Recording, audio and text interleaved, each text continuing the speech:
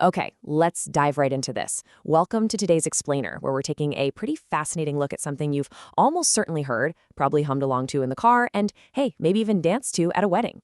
We are analyzing the familiar pop anthem Miley Cyrus's Party in the USA, but we're going to look at it through a completely different lens today.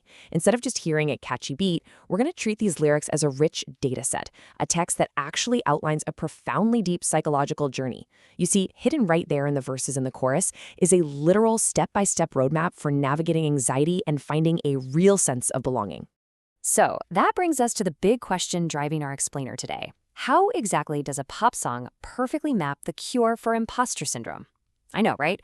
It sounds almost too academic for a track about hopping off a plane at LAX, but when we actually break down the narrative arc of these lyrics, we witness a literal journey of emotional regulation. Our protagonist is thrust into a super high-stakes, unfamiliar environment, and the lyrics meticulously document her initial destabilization, her acute physical anxiety, and finally, the precise coping mechanism she uses to regain her confidence. By the end of this explainer, I promise, you're going to hear this track in a completely new way. Welcome to the West Coast. Every great story, particularly the classic hero's journey, begins with the protagonist leaving their known world and crossing the threshold into an unknown, often incredibly intimidating new realm. And this song gives us a brilliantly condensed micro-hero's journey. Our protagonist departs the familiarity of her hometown and is suddenly dropped into the sprawling, overwhelming landscape of Los Angeles. Let's track how this actually builds chronologically. The text gives us a rapid sequence of physical movements that directly mirror her escalating internal pacing.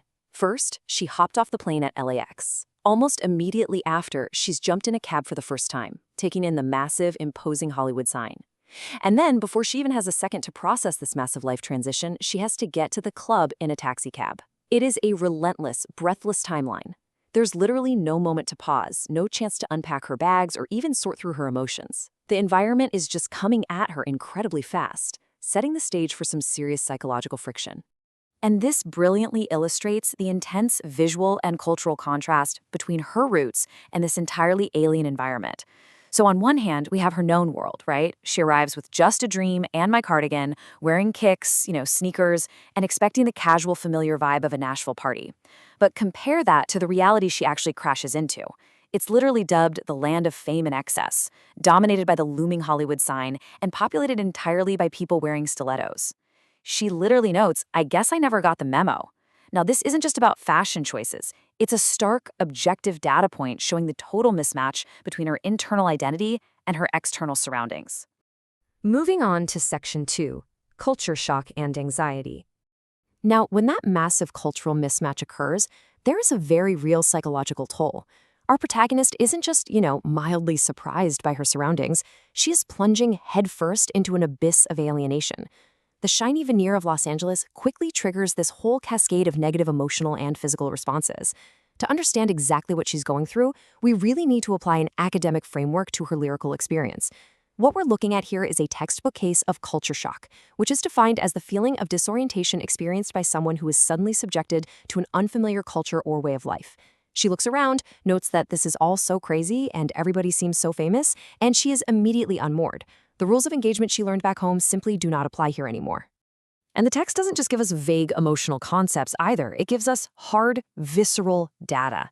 Just listen to the actual physical symptoms she reports. Her tummy's turning, she is feeling kind of homesick, she explicitly identifies too much pressure, and straight up admits she's nervous. Furthermore, she notes a complete lack of a support system, saying, "It's hard with my girls not around me." Guys, these are acute stress responses. Her body is physically reacting to the environmental stressors of this new, intimidating setting. It is a very real fight-or-flight activation happening in real time. So the crucial point is really captured in this singular question, whoa, am I gonna fit in? This lyric is the ultimate distilled manifestation of her imposter syndrome. It's the central conflict of the entire text. It is that nagging voice of self-doubt screaming in her head while she just sits in the back of that cab. Like, will her authentic self, the girl in the cardigan, the kicks, actually be accepted in this highly intimidating land of fame, excess, and stilettos? Which brings us to Section 3, the power of a playlist. In our hero's journey, this is the pivotal turning point where the mentor, or in this case, a form of supernatural aid, arrives to save the protagonist. But the hero isn't rescued by a wise old wizard. No, She's rescued by the sudden, grounding intervention of familiar music. Now, what's really interesting about this slide is the perfect symmetry of her emotional rescue. Take a look at the musical antidotes to her homesickness. First, when she's totally overwhelmed in the cab, the taxi man turns on the radio and a Jay-Z song comes on. Later, when she's facing those exact same symptoms in the intimidating nightclub, the DJ drops her favorite tune and a Britney song comes on. It's a perfect 50-50 split of hip-hop and pop royalty that serves as an auditory anchor, physically pulling her out of her spiral of anxiety in two completely different locations. Let's walk through exactly how this auditory anchor works, because the lyrics actually dictate a precise step-by-step procedure for physical and mental grounding. Honestly, it closely mirrors actual somatic therapy. Step 1, we have the external trigger. The radio or DJ plays the familiar song. Step 2 is the immediate physical engagement. She says, "So I put my hands up, they're playing my song." Step 3 brings the physiological release. The butterflies fly away, which she then reinforces through somatic movement, literally nodding my head and moving my hips. And finally, step 4, the cognitive reset. She achieves the realization, I know I'm going to be okay.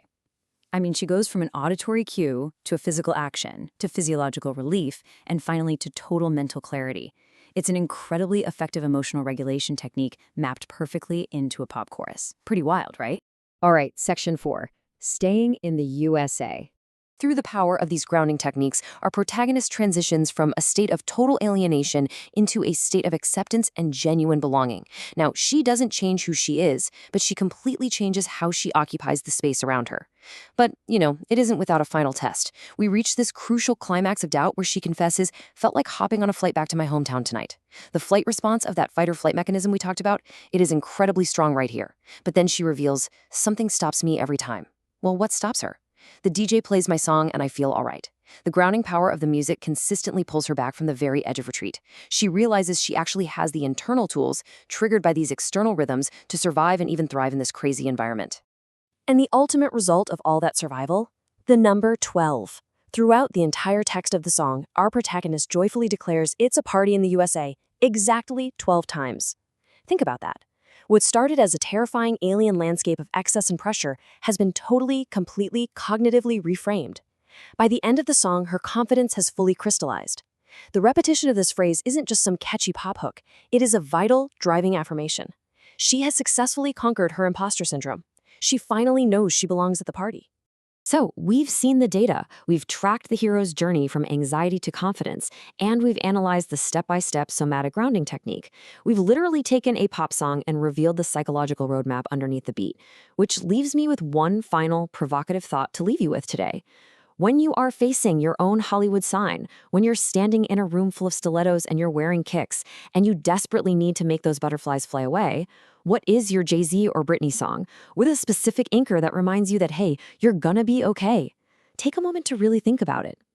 Thank you so much for joining me for this explainer, and keep looking for the deeper structures in the everyday things around you.